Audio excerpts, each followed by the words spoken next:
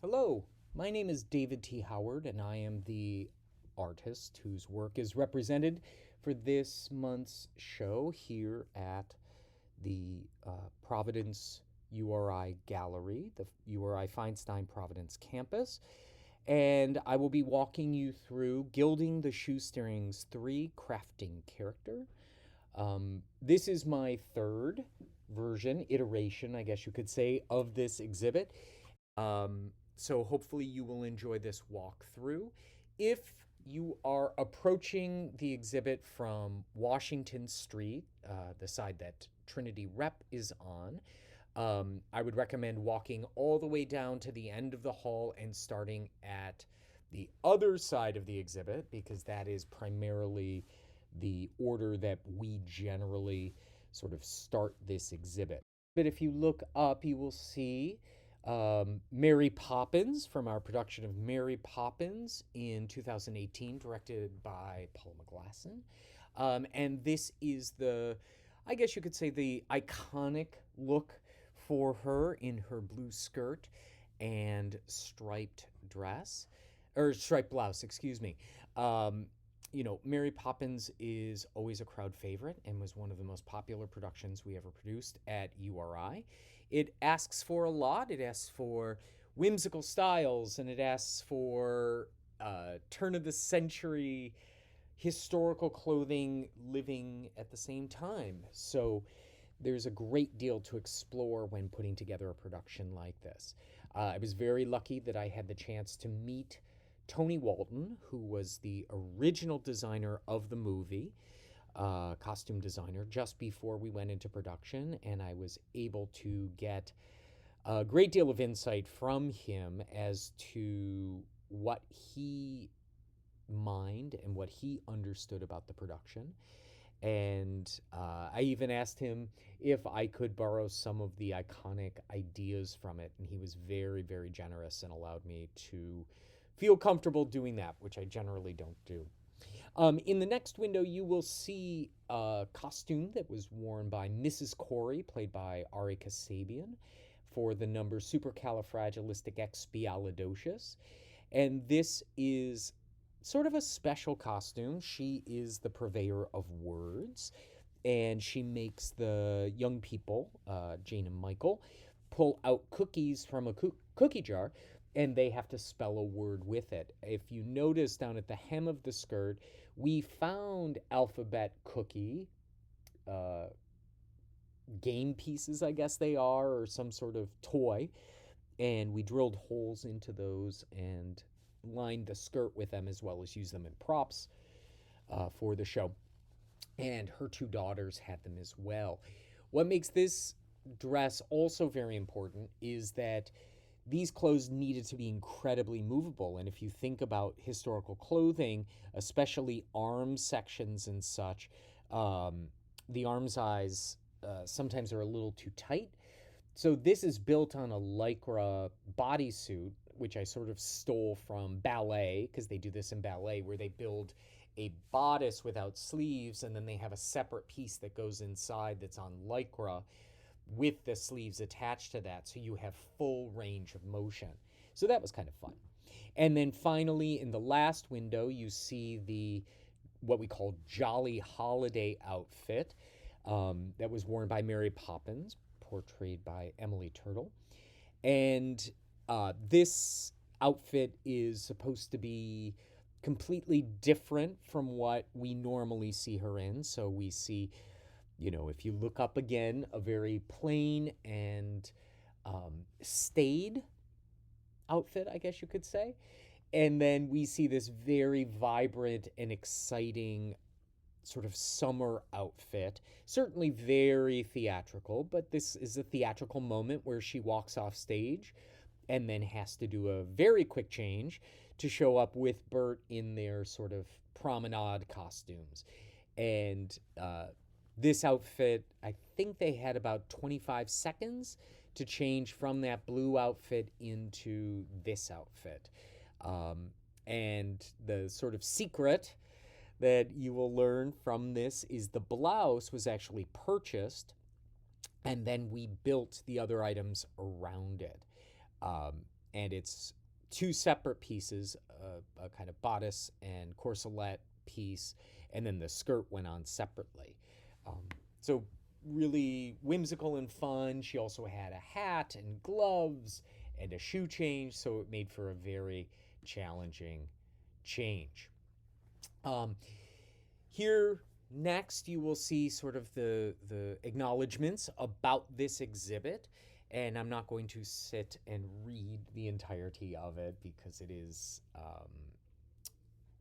a little overwhelming even for me. But the most important thing I do want to say is that though many of the items in this exhibit were created by me and were sewn and cut by myself, a lot of these pieces were worked on, developed, and in some cases patterned and sewn by many other people. So I'd really like to thank all the people who I have worked with in the past 30 years of my career, but specifically at URI Theater. I want to thank Allison Carrier, who is the costume shop manager, who hands down is one of the best cutter drapers in existence, as well as an amazing costume shop manager and an incredible stitcher, as well as all the students and the staff who have worked in that costume shop. At the GAM Theater, certainly there are a number of people to thank, including Rachel DeLude and Jesse and Tony and Jess. But primarily when I work there, I am working pretty solo.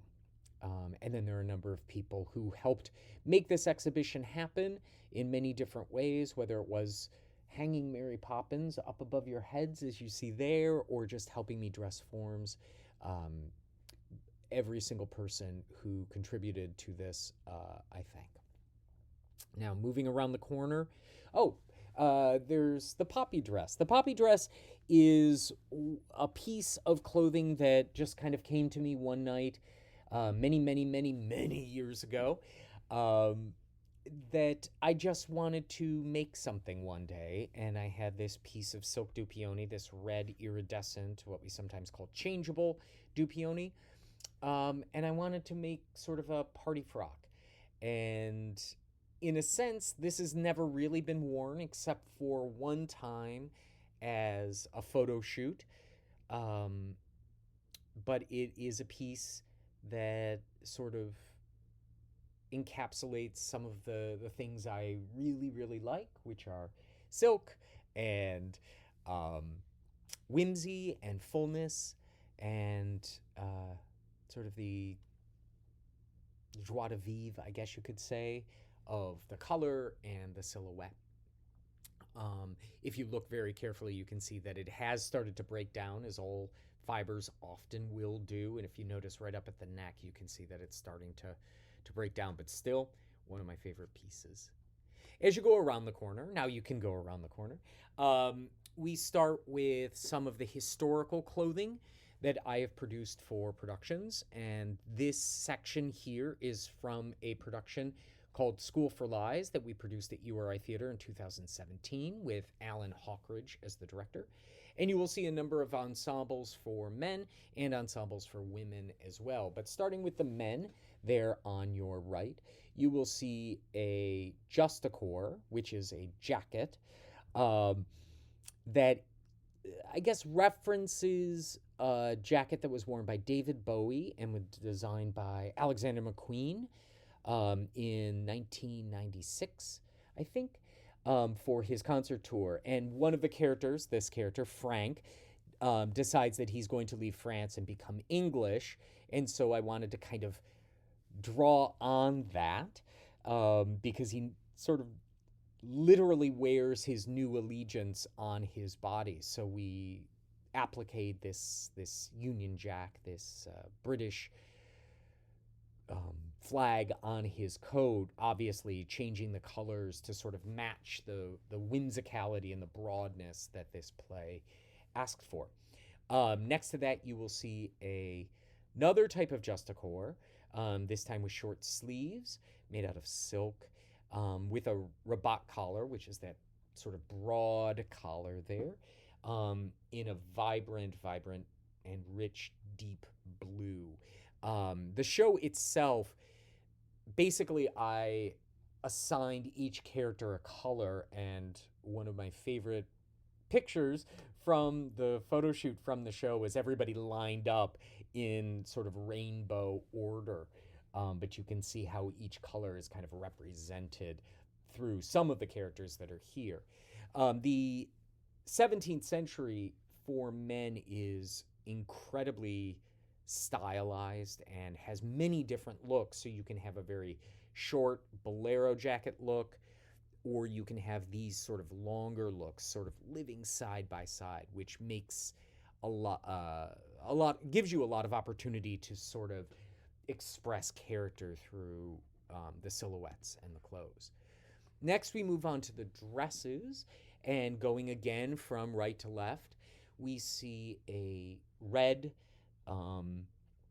gown that was designed for student Katia in playing Salaman. And you can see that this is a very vibrant and exciting sort of piece of clothing. She is very open and very elegant, and we use the silhouette of the period, but then sort of elevate it a little bit through color and through texture, and certainly this idea of these excessive amount of pearls around her neck. Some of the references for this play, to give it sort of a contemporary sense, were rock stars and celebrities, and so this seemed to elevate it a bit with a touch of modernity. Also, her hair, which was a very full, kind of blonde, curled wig that we called amber, there's our little secret there, added some modernity to the whole show. Next to her, we see Iliante, that was portrayed by Catherine Templeton. And this character, seemingly on the outside, is very sweet and very innocent, but it turns out that she has a great deal of desire and eccentricity on the inside. So you can see sort of this very sweet color scheme in this pale yellow silk with the sort of turquoise, which I think is a really fun combination overall. But ultimately, the sort of contrast between the two characters should be felt, even with that sort of white bit around the neck, the collar filling in the décolletage. And then finally, next to it, we have Arsinoe, who was played by Daria Lyric Montekia. And you can tell a bit from their costume that they are older. They have a little bit of an older style and certainly a much more staid color in that gray. There was sort of a puritanical quality that I kind of wanted to add, and kind of a witchiness, I guess you could say, as well. They come in very quickly for a scene and a half and sort of have a very long monologue, so they need to really make a statement when they first come in. One of my favorite parts about this are the beautiful sleeves that Alison Carrier created, which we call finestrella. They're the strips, these panes, that then are sort of tied off at intervals down, and so you get that series of bumps coming all the way around. But very, very exciting. And so that is the School for Lies section. From there, we move into the 19th century, and we're approaching a production that I did at the GAM Theater, which is called Arcadia, which was written by Tom Stoppard and was directed by Fred Sullivan Jr. in 2016. And this was just before we moved down to Warwick. We were still in the Pawtucket location, and if you'd ever been there, a very small theater that used to be used as a car garage, which I find very interesting. But this play is very interesting because it has two locations, I guess you could say. It's the same house, but there are two stories that are happening. One that takes place in the beginning of the 19th century, right around 1809, and the second uh, element of the play takes place in the present. And so one of the things we did was we had two costume designers. I did what I called the then, which was the 19th century section, and another designer did the contemporary section. And towards the end of the play, everybody in the now, the contemporary section, gets dressed up for a party in which they're in 19th century clothes, and it was very interesting to have conversations about how they can look a little different so we don't confuse them with the then. So the first thing we see is a simple dress for Thomasina, which is called an apron front dress. And if you look at the front, you can see that there are little button panels that come up across the front. So what it does is it ties underneath, and then this flap sort of covers up that center section. And then it's filled in with what we call a tucker, which is that organdy section there that comes up to the neck, very similar to the section that you see in the 17th century section that we just moved from. And she is 13 years old, but very, very, very intelligent and very smart. And so I tried to give her a bit of youthfulness, not only in the color, but in the stripe and the silhouette, as compared to, say, her mother, Lady Croom, who is in the window in the red sari fabric dress, and allowed her to sort of resonate a youth and a sense and ease in the clothing. And the whole feeling should be sort of modesty and purity, which over the course of the play changes quite a bit. As you move in towards the center section, towards the window, as I said, in the center you can see Lady Croom, who was portrayed by Deb Martin, who is a very wealthy but also extravagant and a bit over-the-top character. And so her series of costumes, of which just one is represented here, needed to have a great deal of extremity to them and have kind of a vibrancy, I guess is a really good word. And so these sari fabrics that I purchased from India were made up into many different silhouettes and many different styles from the empire, or as the English call it, the Regency.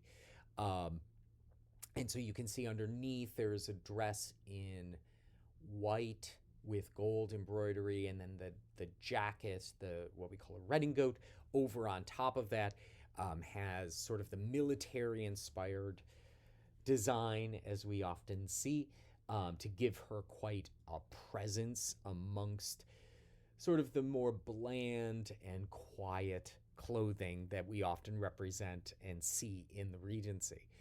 To the sides, we can see some of the gentlemen's clothes, and directly to the right, we see Ezra Chater, who is portrayed by Brandon Whitehead, in a tailcoat and a waistcoat, actually a double waistcoat, that were created for him by myself.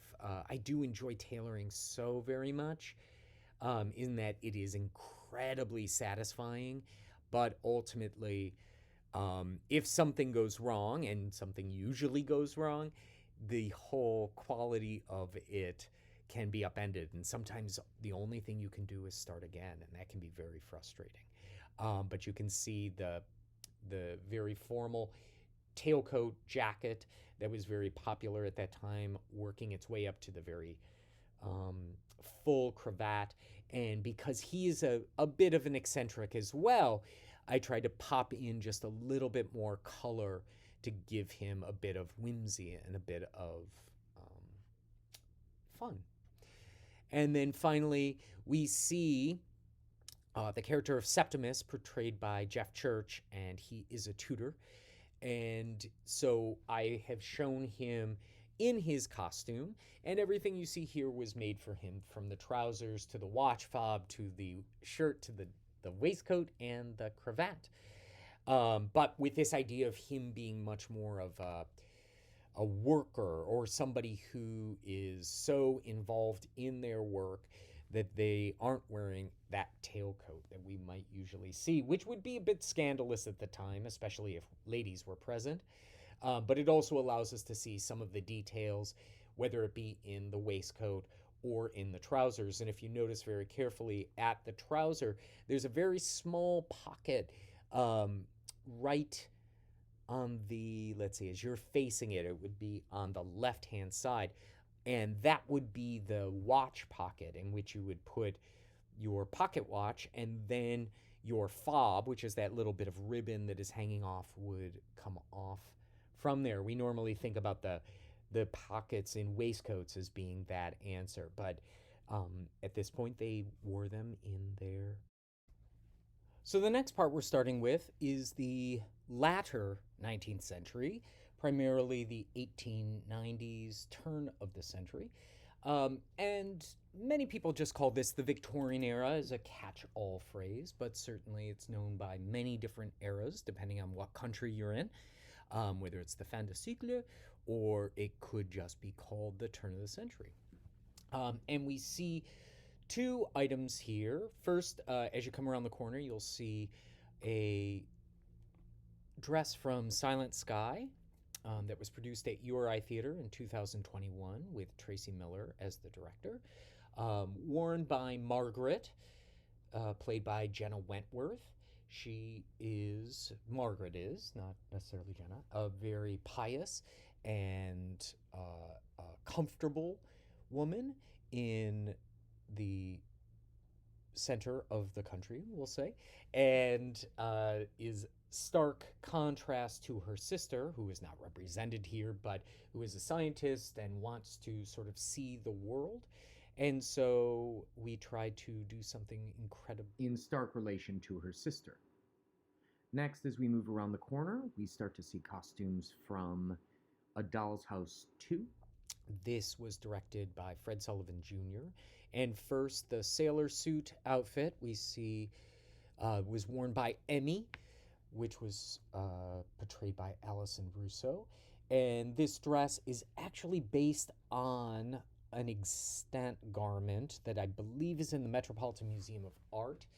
And the only sort of change that I made to it was sort of this coral trim, as opposed to, I want to say it was red in the original dress, but pretty much line for line, it is the same exact dress. You can see the linen body of it, and in this case, we will very rarely use true linen on stage because it does rumple so easily, and since these two people sat in chairs for most of the scene, I didn't want creases across the back or the dress by the time it got onto stage to look pretty crushed. So we used a poly linen blend for this, and then the rest of it is cotton canvas. The trim is all cotton as well. But to give her, again, a bit of youth, but also a kind of formality. The set was very, very, very stark in that it was an interior of a home that was just in white, so these costumes sort of bounced off of this space, very detailed, but all in this white color. So the color stories for the characters were incredibly important. Next to that, you can see her mother, Nora, portrayed by Janine Kane, and she is a woman who, if you know the play A Doll's House, this is what happens after she comes back later on, after she has lived her life a little bit and meets back with her husband and the daughter that she left. So went for something that was a traveling suit. You can see the embroidery on it, which still gives it a bit of femininity and detail. But the suit itself is, in its silhouette, kind of a business suit, or she's all business, I guess you could say, because she's there for a very specific purpose. But she has practically every other line in the course of this play, and so she always needs to be the focus. So this kind of deep, rich red, I felt was very useful for her, to always give us focus for why we're there, and especially since she has lived quite a life since her escape, I guess you could say, from her home and from her husband. Um, it really helps the character become the focus, and speaks to her. Uh, it really, really, really speaks to her individuality and her self confidence. Next to that, you will see a morning dress. And this morning dress was worn by Mariana Basham in a production of Hedda Gabler, directed by Tony Estrella in 2017 at the Old Gam in Pawtucket. And this is made from a wool sateen that I call seal cloth. It has a very interesting texture. And it is a jacket that is worn over a dress. Excuse me. And the jacket mirrors sort of the military styling that we reference when we talk about General Gabler throughout the entire production. Um, in fact, his portrait was front and center for the entire production. So I wanted to bring in some of the military qualities, and actually there is some similarity between this and that 19th century, early 19th century dress that you saw in the last window, which was from Arcadia, this sort of braiding that goes across the chest. This bolero, slightly different, the short jacket, slightly different than the jacket that we see on Nora. Behind these dresses, you will see a raised platform, and that has three of the dresses from our production of Importance of Being Earnest at the GAM, which was 2017, same year as Hedda Gabler. And I don't imagine that there's anyone in the world who doesn't enjoy The Importance of Being Earnest. It is one of the most popular produced plays ever. And it is, for all intents and purposes, just a delight, not only to watch, but also to be a part of, to design, because it bases itself in a lot of ways on appearance and on extremity and on beauty. And so we see two different characters represented here. We see Gwendolyn, who was played by Nora Eschenheimer, and Cecily, played by Alison Russo. And through this, we get to see different qualities of characters. So the two outer outfits, the blue outfit and then the garden outfit, you can see have a very similar silhouette and a very similar presence, I guess you could say. And those were both for Gwendolyn, with Cecily, the young country girl, in the center. Again, I enjoy color a great bit, and I like to use color to my advantage and in telling the story of these characters. And so, for the very smart Gwendolyn in her city costume, I found this blue striped damask that, in truth, I had been looking at for years and years and years. It is from Lorraine Fabric up in Pawtucket, which is hands down one of the best fabric stores that I have ever encountered. They always have just really, really, really beautiful textiles and fantastic wools and silks that many stores just don't seem to carry anymore. And I've been eyeing it for so long, and when this came along, it really resonated to me, whether, the stripe, the damask really felt of this world. And so in her case, we see a very smart suit. that has this stripe in it that gives it a bit of formality, but still kind of resonates. The Gibson girl, which is a very American term for something that is English, but this very smart quality to her. And even her garden outfit, we, sort of use that stripe again to kind of as a theme for her, but in this case the flowers are blooming a bit more.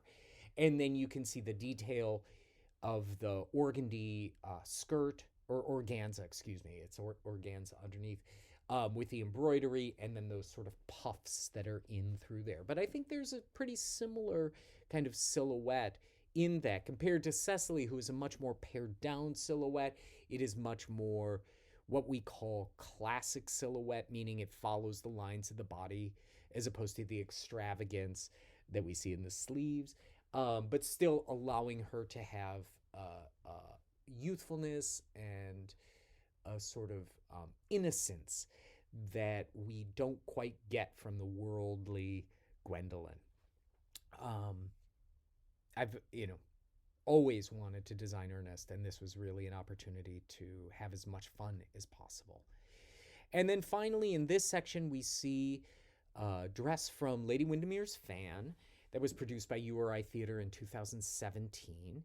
And this is an evening gown. It's right around 1893, maybe 1892, that was worn by the Duchess of Berwick, which was the character portrayed by Valerie Ferris. And this is, as Oscar Wilde often likes to do, pokes fun at the upper societies. And she is quite a bit of a busybody with, what's a good word? As an, sort of society matron, she is extreme and has very extreme opinions, which we as an audience understand to be pretty wrong in a lot of ways. And so we use this changeable taffeta, which is, if you look at it one way, it has one sort of color story. You look at it a different way, it has a slightly different, and that's because it's woven with two different colored threads. But you can see how she herself is kind of a changeable character. It mirrors her alliance changes, in a sense, that she will go through, and her kind of emotional changes that will happen in the course of the play. So now we're finally moving into our kind of last section. So here we see this sort of pre-war era, so mid 20th century, and we can see two outfits here, one from a very experimental production, I guess you could say, and one from a classic American production. So starting with the dress on the right is, this is from a play called Women in War that we did at the University of Rhode Island, directed by Kira Hawkridge. And it was actually two one-act plays. One was Lysistrata, which is a very bawdy play from the Greek era, paired along with Trojan Women, both translated and adapted by Ellen McLaughlin. And the first one was whimsical and fun and sort of a take on Greek clothing, but Act Two, because it is about war and it is about suffering, we sort of set it in kind of a post-World War II, or sort of World War II feeling world. And one of the characters was Helen of Troy, and this was the dress that we first see Helen in, which is a dress that is sort of modeled on those dresses you would see in the 1950s by Charles James. Very Victorian inspired, but also sort of speaks to a certain set of people. And we felt like this really put her in a presence. The space was a large sandbox, and everybody were wearing these dresses that were house dresses that had been dirtied and rumpled, and then here she comes in this completely inappropriate sort of dress for the space, this evening gown with the velvet and the swags. And what ultimately happens is the women who are suffering in the town take her away and basically strip her of all of her finery and send her out in something that is similar to what they were wearing. So we needed a really strong contrast, and it seemed like the sort of mid-century quality was the best for this. And then next to that, we can see an outfit from Streetcar Named Desire, and this was worn by Blanche Dubois on her entrance. And we talk about Blanche Dubois as a moth. Um, not quite a butterfly in a sense, but a moth.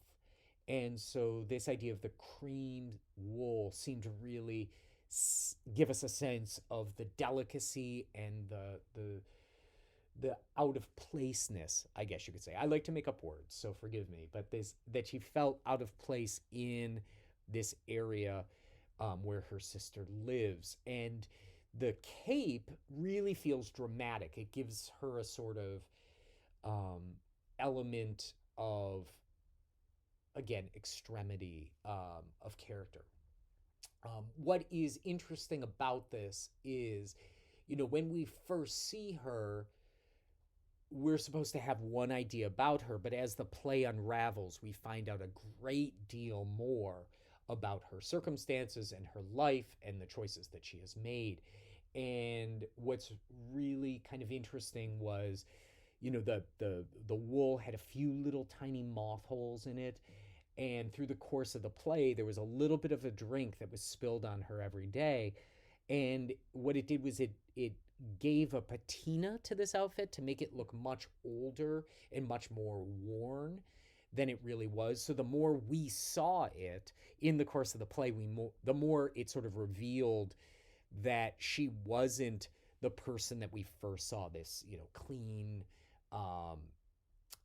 pure character, that there were a lot of little details and a lot of little secrets going on there. And then the last three outfits on this floor, those are, from contemporary productions. So we have two outfits from Legally Blonde, the musical, directed by Paula McGlasson, and then an outfit from a contemporary approach to Uncle Vanya, directed and adapted by Kirk Columbus from Trinity.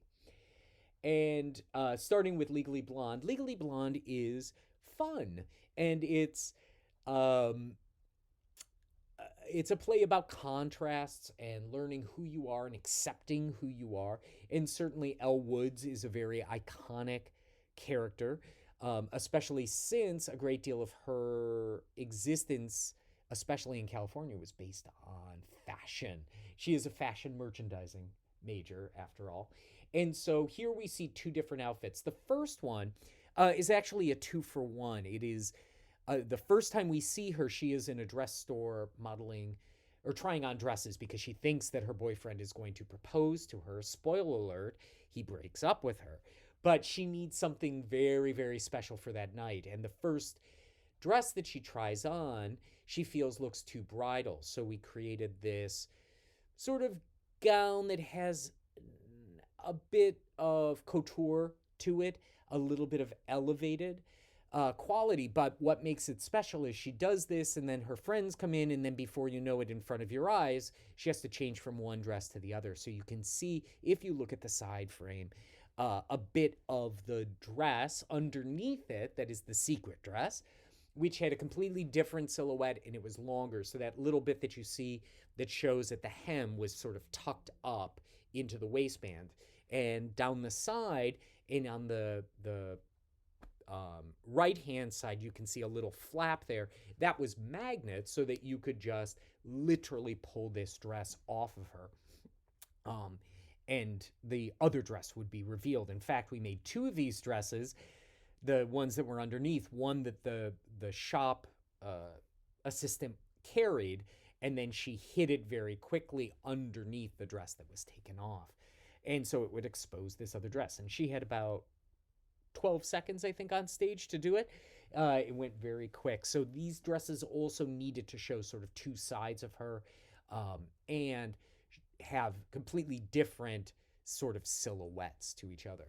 And then next to that, we see her Harvard outfit, at least the upper part. And this was based on a couple things that were popular when we were working on the show, this kind of tank top over a shirt. And so I made the shirt out of this Chantilly lace. And then thinking of Elle, um, sort of trying to make a twist on that classic Harvard sweatshirt or that classic um, collegiate letter in the center, right? That H. And doing it herself or having somebody make it for her, say on Etsy, out of jewels because she likes pretty things. And so it really sets her apart from all the other people that we meet in that first scene when she is at Harvard. And we paired those with a pair of jeans and sort of short boots with a high heel that were pink with fur trim around them. So it was quite a difference from all the khaki and plaid and earth tones that we saw at Harvard. And then finally, we see Sonia in the window. Sonia is a character that I connect to very much, in that she is a character who works very, very, very, very hard and doesn't and a great deal of the things that she hopes for in life just sort of don't come true. That is Chekhov in a nutshell, right? And so in this scene, she was dressing up just a bit to sort of meet and see Astrov, who is the doctor who she is in love with. And so she's wearing something. This is probably her best dress that she has. This little jumpsuit, overall dress, I guess you could say, of corduroy with a very pretty blouse. And it's probably practical, and maybe even unremarkable. But for her, it is maybe the most important or the most different thing than we would normally see her throughout the course of the play. This is where you can pause so you can go upstairs to visit the women in white. Okay, moving on to the upstairs area. In this area here, we see many of the garments that I've created for what I call the Women in White project. This is a project that I started on my last sabbatical. And in my teaching career, often I've had to try to explain historical clothing to my students, and pictures or hand gestures or drawings on boards often don't give the full scope of the things that we're talking about. And so I got it in my mind that maybe I should create a line of clothes that helps us see clothing in the way that clothes are produced and were produced at the time. And so I came up with this idea of creating white or using white textiles to create the garments from all different eras in history, and then using black piping, which is that cord, I guess you could see around the edges of bodices and the edges of arms, eyes, to really kind of give it a sense of a three-dimensional drawing, one might be able to say. But what's great about it is then we can take these pieces off, allowing us to see undergarments or to see other elements that support the clothes. And these are very different from costumes. They don't incorporate zippers. If there's zippers weren't invented yet, they use, to the best of my ability, the closures and the construction methods that would be used at the time. Even inside, there may not be linings. There may be canvas because that's what the real garments might have. So this is more of a study series of clothes, and I've shown many of these clothes before in previous exhibits, but here you can see across the way as you enter up the undergarments from the 1880s, specifically sort of 1886, where we see a shift with the stay or the corset over on top of that in silk satin. Then we see the bustle off the back, and this is a structured bustle with a pillow top on it. And then two different petticoats sort of brought to the side so you can see the other layers underneath, but you can see the extreme silhouette that this would give to the human body. And then if you turn around and you look at the two figures there, you could see how that would manifest with clothes over it. And this is a gown that I worked on for most of the summer. And certainly after I watched The Gilded Age, I'm sure some of you may have watched that, I was really inspired to add that to the collection. And this is based on a variety of sources, but you can see the influence from Charles Worth, who was considered to be the father of haute couture, and with some of his signature sort of details, asymmetrical closures or asymmetry in the gown itself. We can see that very extreme bustle off the back. We can see the very sharp waist, as well as the very tapered and tailored sleeves. Moving to the center, you can see a small piece that I created that is a stomacher. This would be worn in the 18th century.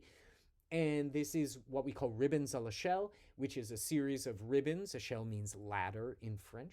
And you can see those ribbons sort of coming down. This would be worn underneath a gown and would help to sort of create the optical illusion of a very narrow waist. And then finally, the last piece on this podium is a gown from the 1840s that we call a fan front bodice gown. I like to also call them Jane Eyre gowns because they have that sort of resonance. And what makes this dress especially special to me is this is based pretty much line for line on an historic gown I found in our collection at URI that just happened to be hanging on a hanger many, many moons ago when I came to URI. That actually inspired the entire collection because it was the one that had the piping all around. And it's from the 1840s. It's made out of silk and wool and in incredible condition. And so I used that primarily as a pattern to help make this dress. There are a few little changes that I used to be able to use this in my class as I translated it into the women in white dress. But pretty much it is line for line.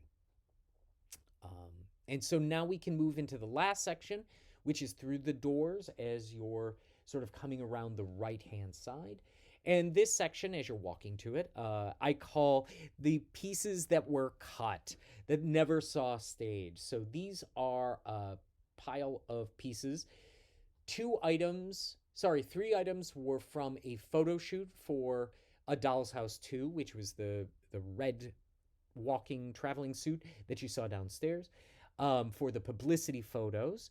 And then next to that, you can see a red hat. So when we do publicity photos for theaters, sometimes the clothes aren't complete yet, and we need to come up with something for them to wear for, in this case, the poster. So the original idea was of Nora coming through a door, so we knew we would see her from head to toe. And I had always wanted to make a cape similar to this. If you notice, it is a traditional cape, but it has slots where the arms come through, but it also has a belt that holds it closer to the body. And I had this piece of plaid wool, and I thought this was a great time to experiment with this because it would be simple. It wouldn't necessarily speak to any specific period, though this is from, I believe, 1892.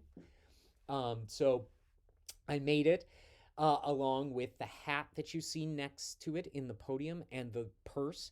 And then I had pulled a skirt, pulled from stock, something I had already created for another show, as well as boots. And we started to take pictures of it in the door frame as planned with the actress in it.